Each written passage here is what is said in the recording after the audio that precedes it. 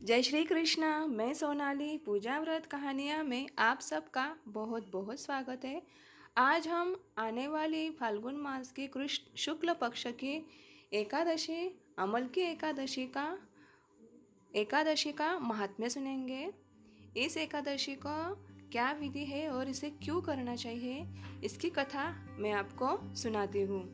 धर्मराज युधिष्ठिर बोले, हे केशव, आप मुझे फाल्गुन मास के शुक्ल पक्ष की एकादशी का क्या नाम है और उसका विधि क्या है, ये मुझे आप बताइए। तब भगवान बोले, हे युधिष्ठिर, फाल्गुन मास के शुक्ल पक्ष की एकादशी का नाम है अमल की एकादशी है। इस व्रत के करने से समस्त पाप नष्ट हो जाते हैं तथा इसके प्रभाव से 1000 गोदान का फल प्राप्त होता है और इस व्रत के करने से समस्त पाप नष्ट हो जाते हैं। तो आप में से कथा सुनाता हूँ। राजा मानदत्ता बोले कि हे वशिष्ठ जी, यदि आप मुझे पर कृपा करें तो किसी ऐसे व्रत की कथा कहिए जिससे मेरा कल्याण हो।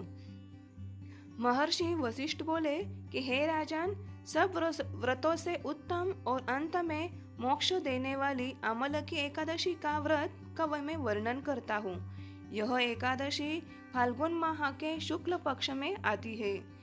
एक वैदिक नाम का नगर था जिसमें ब्राह्मण, क्षत्रिय, वैश्य और शूद्र चारों वर्ण आनंद सहित रहते थे।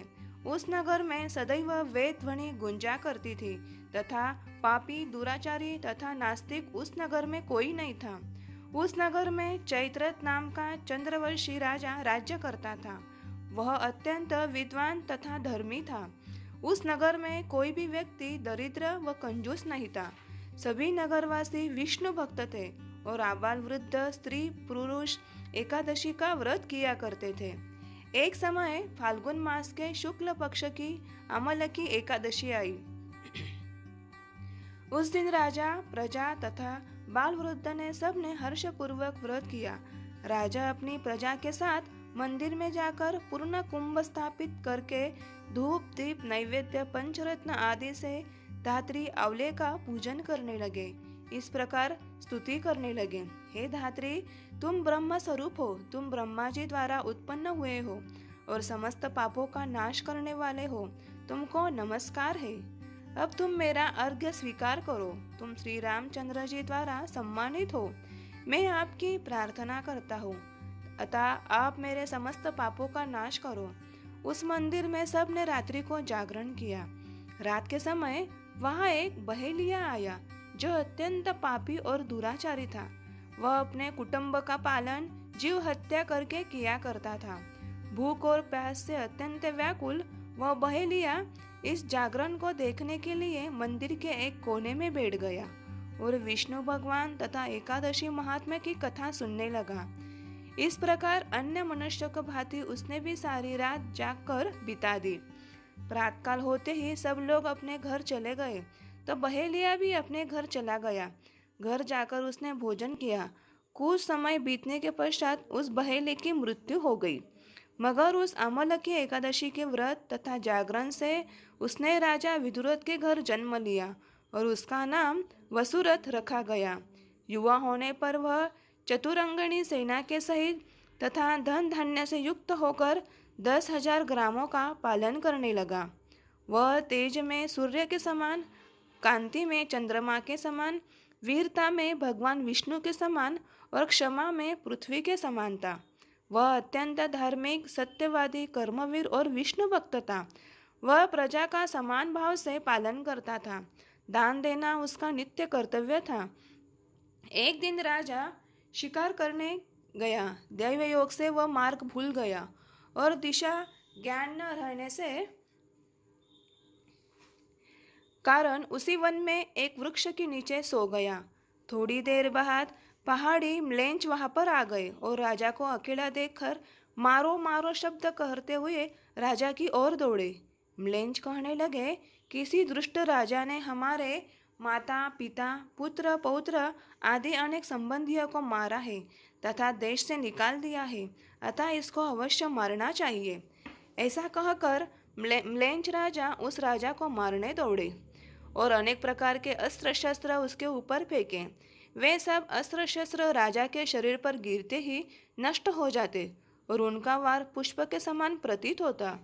अब उन म्लेच्छों के अस्त्र शस्त्र उल्टा उन्हीं पर प्रहार करने लगे, जिससे वो मूर्छित होकर गिरने लगे।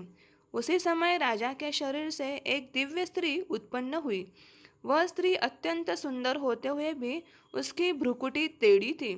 उसकी आंखों से लाल लाल अग्नि निकल रही थी, जिससे वह दूसरे काल के समान प्रतीत होती थी। वह स्त्री म्लेच्छ को मारने दौड़ी और थोड़ी ही देर में उसने सब म्लेच्छों को काल के गाल में पहुंचा दिया। जब राजा सोकर उठा तो उसने म्लेच्छों को मरा हुआ देखकर कहा कि इन शत्रुओं को किसने मारा है? इस वन में मेरा कौन हितैषी रहता है? वह ऐसा विचार कर ही रहा था कि आकाशवाणी हुई, हे राजा, इस संसार में विष्णु भगवान के अतिरिक्त कौन तेरी सहायता कर सकता है?